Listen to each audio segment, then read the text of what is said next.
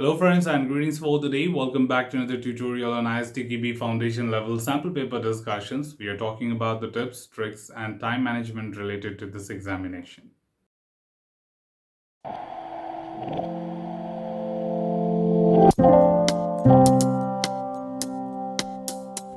As a part of this particular tutorial, we are still in the chapter 5 of set B and looking forward to continue with some more questions from here. And the very first question we are picking up is question number 33. The question number 33 is talking about the testing quadrants and says, according to the testing quadrant model, which of the following falls into quadrant 1?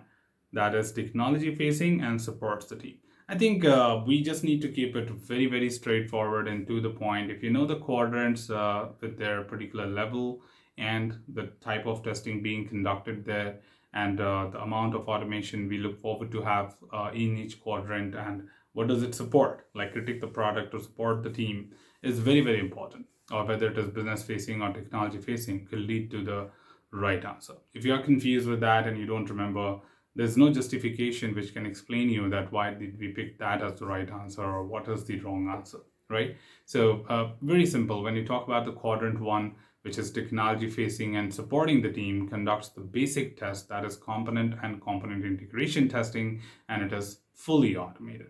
And with that being said, I can really go ahead and straightforward conclude the answer. But before that, quickly see the options as well. Option A says usability testing. No, that's conducted in Q3. Functional testing is distributed between Q1, Q2, and Q3 as well. So that's not the valid option as well. And option C is user acceptance testing, which is conducted as a part of quadrant 3. And D, component integration testing, which is the basic test conducted as a part of quadrant 1. And by saying that, I can even conclude the right answer to this particular question is D, that is component integration testing, is a level of testing which is conducted in quadrant Q1, which is technology facing and supports the team to do the required necessary initial test. So that's how it is going to be simple. That simple. That means we don't even have any kind of supporting discussion to be done and no justification provided. Let's move on to the next one. The next question we have is question number 34. And this question talks about the next part, which is risk. And risk, again, we discussed a lot of things. So let's quickly see what they are asking us. So given the following risk, so one side you have the list of risk listed to you. And on the other side, we have the mitigation activities. You should recall mitigation activities as different things like what is risk acceptance, what is risk mitigation, what is risk transfer, and what is risk contingency is what being asked to you here. So you should be able to have the definition with you in order to do the perfect match the following. And I'm going to do the same right here. So of course, the question is which of the following best matches the risk with the mitigation action. So let's start doing it right from the top. Of course, number one we have is the point number 1, that is ineffective loop implementation causes long system responses. And I don't think we need any further thoughts to be done here because this is talking about long system responses. And there's a straightforward answer to that is we can go ahead with performance testing to do this. And I have a straightforward mitigation defined for it. When we talk about two consumers change their preferences, remember, consumer changing their preferences is not under my control. Okay, it's not something which I can do anything about.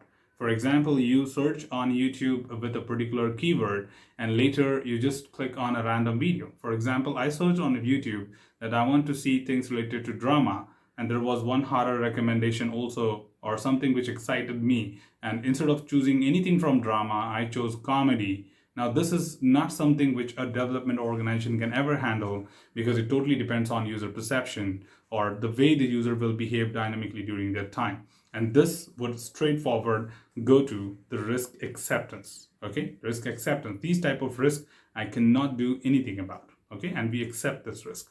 When we talk about the third, flooding of the server room.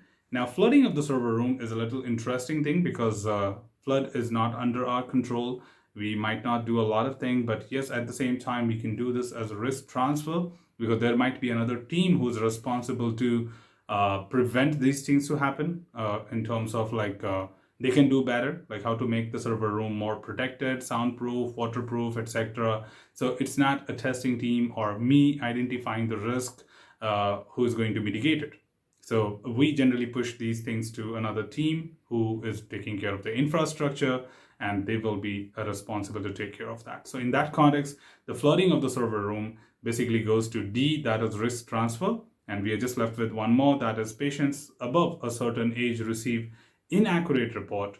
And for that, I can conduct using boundary value analysis as the test technique to better do the accuracy check on the extreme values, because this is about the certain age group. And understand that when it comes to patients, it's more about the age groups which matters to us.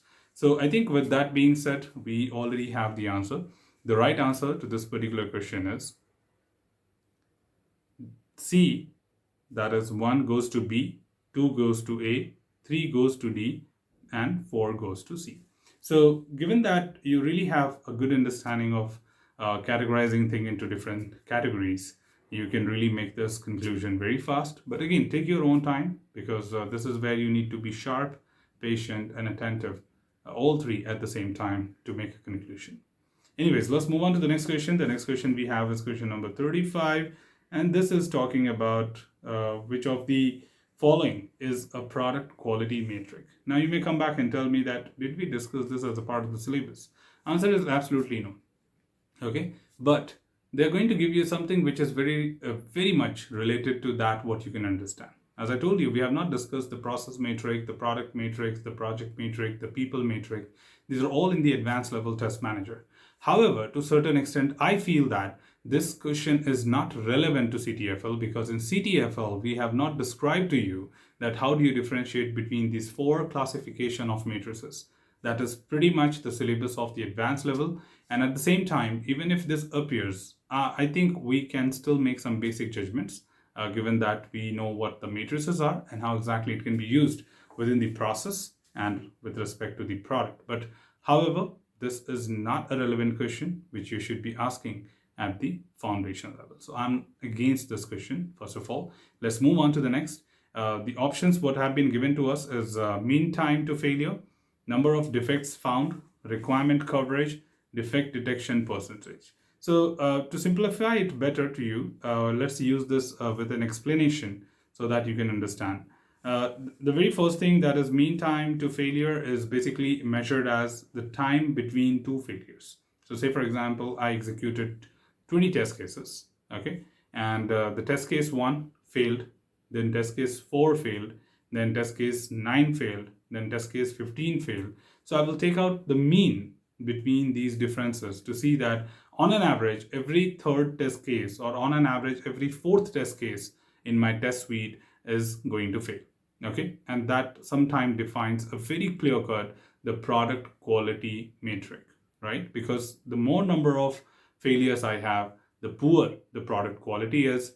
The higher the mean between 2 failures are, that means the later we are getting another failure, is the better quality signs. See, it's just a general assumption. It's not that I'm classifying something very straightforward to product quality. I'm trying to correlate to help you understand that how you can do this judgment.